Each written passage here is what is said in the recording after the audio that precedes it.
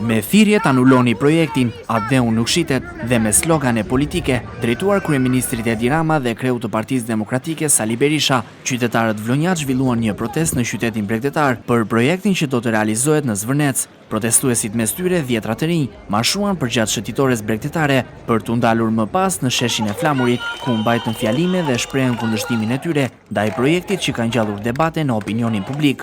Protestuesin banin pakarta me mesazhe kundër projektit, duke kërkuar anulimin e tij dhe mbrojtjen e interesit publik. Në tubim nuk munguan as thirrjet politike kundër qeverisë, ndërsa pjesëmarrësit shprehen pa kënaqësi për mënyrën se si sipas tyre po menaxhohen çështjet e lidhura me zhvillimin e territorit dhe pasurinë publike. Organizatorët theksuan se protesta synon të sensibilizojë opinionin publik dhe institucionet për të rishikuar projektin, duke kërkuar më shumë transparencë dhe konsultim me komunitetin. Ata deklaruan se kundërshtimi i tyre nuk do të ndalet me këtë tubim, si dhe paralajmëruan vijimin e reagimeve qytetare edhe në ditët në vijim.